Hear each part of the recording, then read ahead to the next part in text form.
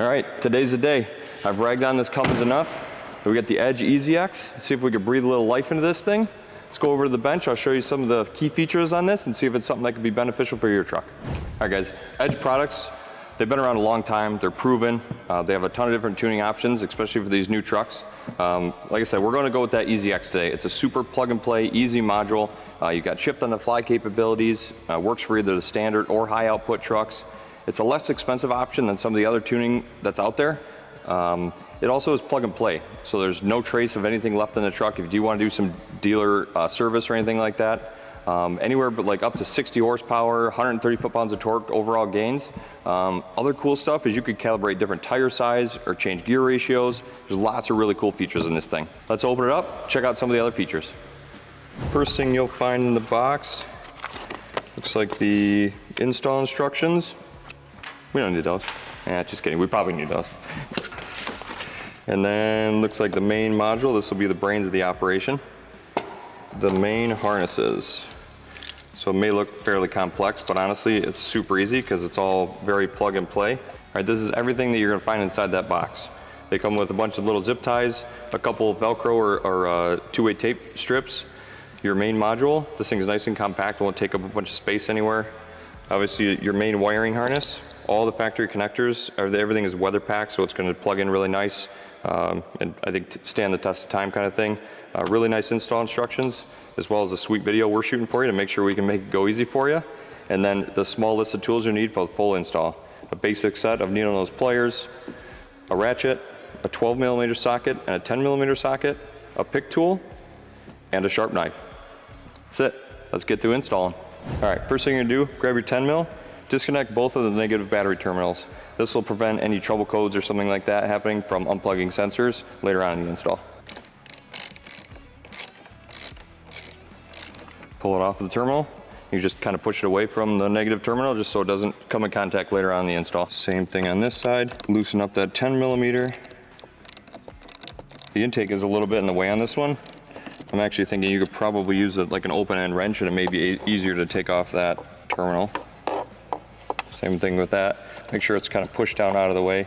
That way you can ensure it doesn't come in contact with that terminal while we're doing the rest of the install.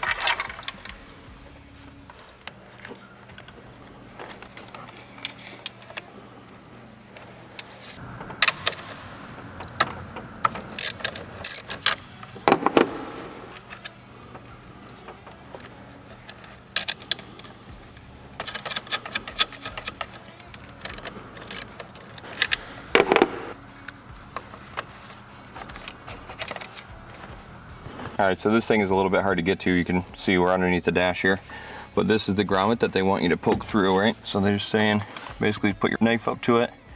I think you can make one nice little slit. The connector is pretty small that goes through here. So we'll go to the other side. Actually, I'm gonna take a little random piece of wire or something and maybe I'll push it through here and then that way I kind of know where I'm at on the other side. It'll be easier to find it once you're in the engine bay. Here's just a little random piece of wire I had, and it'll make it easier to find where that hole is on the other side if we could just stick that through. And that would help us find it on the engine bay side. Just make sure you leave enough to pull it back through this way. As you can see, the wire we pushed through the dash from the inside is sticking out there. It just makes it really easy to find it.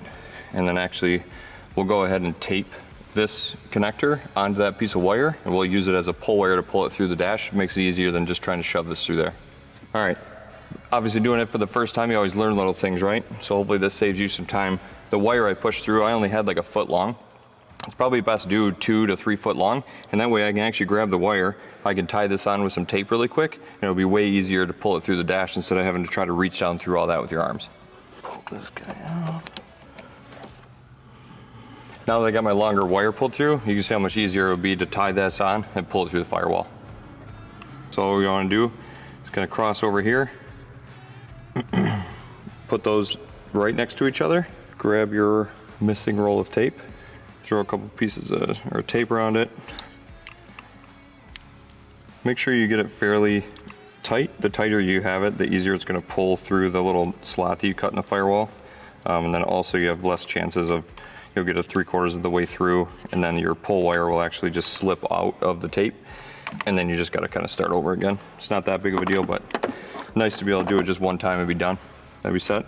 Here, I kind of get it lined up so that when I start to pull my pull wire, I can just take it nice and gently right down through there, and I don't put extra stress or pull on those connectors too bad.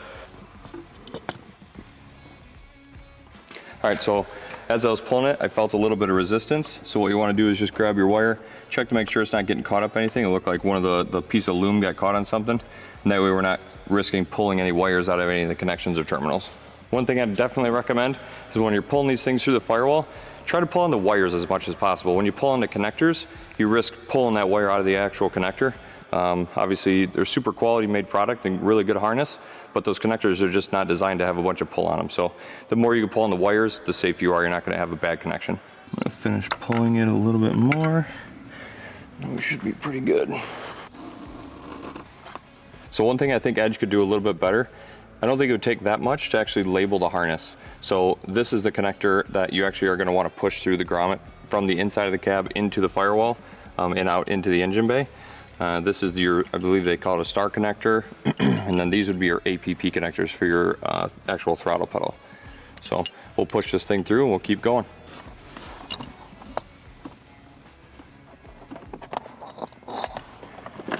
Okay, so now we got our connector pushed through the firewall.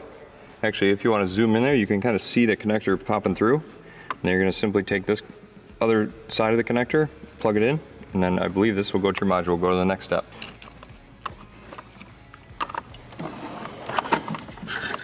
So that moves. You just need to be aware of like the moving components, right? So like I want to actually probably loop up over the heat duct so I can stay nice and clear of any of the moving pedals. That way we could just ensure we would never get anything caught up in the pedals and risk issues. And then you'll see the one connector will plug in here. And the other connector will go right into the same location, the factory plug. That will plug into the factory connector there. Push those up out of the way. The other connector will go directly to the factory connector on the pedal itself, and we'll come back later and clean up those with zip ties. All right, I think the hardest connection to make on this whole thing is what they're calling the star connector. It's basically in a pocket that's right above the parking brake pedal. I actually found if I depressed the parking brake pedal and laid on my back, I could reach up in there a lot easier, but that was by far the hardest one to get to. But totally manageable. Let's keep chugging along.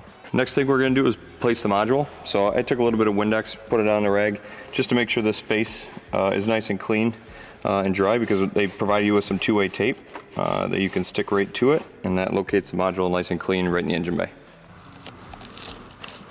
If you're not super keen on sticking this to any of those panels, I'm sure you could end up using a zip tie and going around it. That module looks like it could probably be zip tied too, if that's more what you're comfortable with.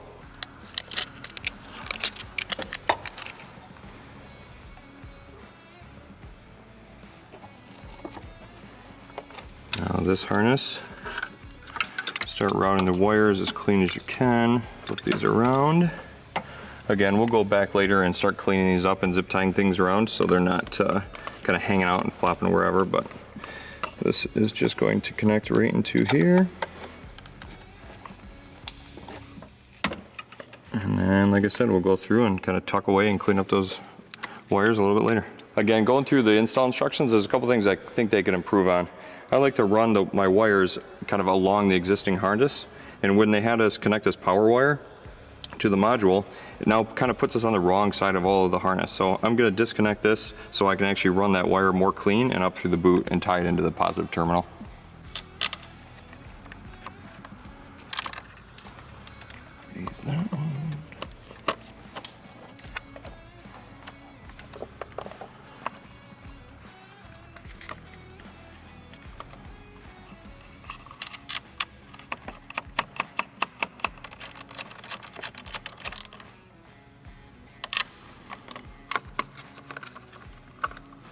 Now when we go back through to zip tie everything up and clean, I can basically just follow that harness all the way down and around, and it'll make it seem a lot much cleaner and don't have to worry about that wire wrapping around something later on and causing issues.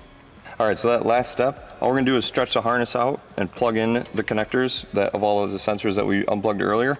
I'm thinking my initial thought on laying it out is kind of run it along the back firewall, on top of the firewall. I think I'll be able to get to all the connectors nice and easy, and then it looks like the mass airflow sensor, I will have no problem reaching that on the other side. I think the cleanest way to get it installed is to run it along that back firewall like that.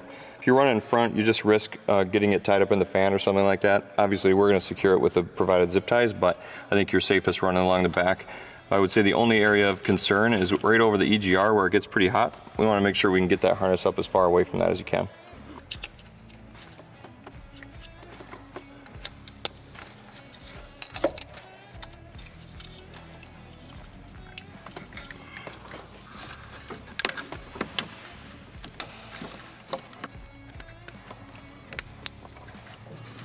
I definitely am going to have some extra harness for the MAF. So what I'm going to do with this one is I'm going to plug this one in, but then kind of work backwards from there to where all of my extra harness, I can actually just coil in that corner, and that way I don't have a big mess over in this side of the corner where I want it to look clean where the cold air intake is.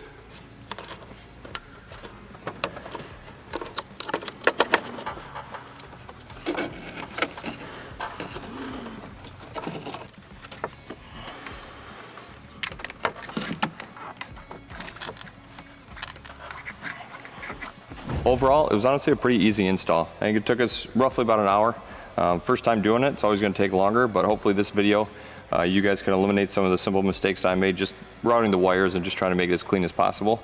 It really honestly looks no different than stock. I mean, other than this module, and if you wanted to, I'm sure you could hide that a little bit better. But overall, super clean install. I'm excited to go fire it up, see if it makes a difference. All right, moment of truth. Here's where we see how much I messed up, right? Fire it up. No check engine lights. Looks good so far. We'll go through the directions and play with some of the parameters and show us how it functions on the steering wheel with all your buttons on there, and go for a test drive. All right, so we hopped in the truck, fired right up, no issues, no codes, no check engine lights, anything like that. In the install instructions, you'll see, depending on which dash you have in your truck, you'll just find whatever the dash option is. The module actually uses the audio to communicate with the module so that it can basically use your handles or the buttons on the steering wheel. It's actually really, really cool. So it's set up to where when I have my audio set up on my main display, I can hit my cancel button and it'll show me which level that power level is on. So we're on power level 5. If I want to adjust it down, I hit set down is 4, power level 3, power level 2, power level 1. And then everything functions as normal. I mean, it's basically switch on a fly right on your cruise. Cruise up is up a level, cruise down is down a level. Super, super easy. We also have an EDGE CTS3 that we'll be putting in here, but the cool thing with this is you don't necessarily have to have the gauge if you don't want it, the monitor if you don't want it. Obviously with the CTS3, you'd be able to go and adjust your power levels right on the screen. You also get the benefits of, seeing exhaust gas temperatures, boost levels, all those kind of things that would be on the screen as well. But for a sleek, super low-key module, I think this is going to work really good. We'll go out and rip it on the road and see how much of a difference it made. All right, we just finished installing the EDGE EZX on the 2024 Cummins. I've said it a lot before. I've kept ragging on this thing. It just seemed really sluggish and slow from the factory. Even the pedal field, just you get into it and it wouldn't do anything. And I know there's going to be some turbo lag and everything, but with the new technology of these turbochargers and the fuel systems on these things, I just felt like it shouldn't have that much lag. So I got an EDGE EZX and we just finished the install. It was fairly easy, it took about an hour. The one cool thing about the EZX is the app. It actually is really, really cool. It allows you to change tire sizes if you change gearing. The max, you can set your cruise control from the factory is 85, so they actually let you change that all in the app. It's really, really cool. So power levels were super easy. You actually set it up to your cruise control when you're not in cruise. Set up takes you power level up, set down takes you power level down, and then you can see what power level you're in by hitting the cancel button. Obviously cruise control and everything will work just the same, but we're about to take it on the road, see how much of a difference it makes. Hopefully it woke it up a little bit. All right, so I just headed out on the road. We did get a little bit of rain last night, so the roads are a little bit wet, so that hopefully plays in a factor and we can actually spin the tires on the thing. I'm gonna go to the extreme. I'm gonna go from basically it was stock the last time I drove it, hour and a half ago, to putting it in power level 5 with max throttle sensitivity. That was one of my biggest complaints, was the throttle sensitivity. So here is a just cruising along, doing right around 45 and laying into it. Yeah, I could definitely tell the difference with the throttle sensitivity. That was much better than ever it was before. Before, I mean, you felt like it was pushed to the floor and you had to wait 10 or 12 seconds before it decided to do anything. That was drastically better. I'm gonna come to a stop and see how that initial reaction is if you were like leaving from a stoplight or something. So basically stopped. Oh wow, yeah, that makes a big difference. The throttle sensitivity is actually a little bit too much at that point. Like I said, the roads are a little bit wet, but it spun the tires just pushing it normal. It is a noticeable power difference, I will say that. I mean, I think it's somewhere around 60 to 90 horsepower. 60 horsepower, I believe, is what it was saying it was going to add. At roughly 130 foot-pounds of torque, and for just over $500 and an hour and a half of time. Wow, it did make it made a big difference. That is a whole different truck with that. That's awesome. That's really cool. Obviously, we sell products that we support and test. We have this on our site. That's why I wanted to get it on my own truck and make sure that, you know, customers that were looking into it, it was an honest opinion on if it helped. We're going to do some more data collecting. We'll see what we can get for miles per gallon. We'll see, we can run some 0 to 60 times or something like that. We'll hook a trailer up behind it, pull some weight, and see how it does. One of my favorite things is the throttle sensitivity. It just feels way more responsive on your pedal. That's cool. And it even has every power level you can adjust the throttle sensitivity to. So if you're just looking to cruise and you want it to be that little bit more sluggish for whatever reason, maybe for fuel economy or whatever, you can adjust the pedal sensitivity in every single power level. So if you like it a certain feel, you can adjust it for every power level, which is really cool. So it's not like it's different every time. So overall, super impressed. We'll definitely do some more digging with it and do another video. Until next time, thanks guys.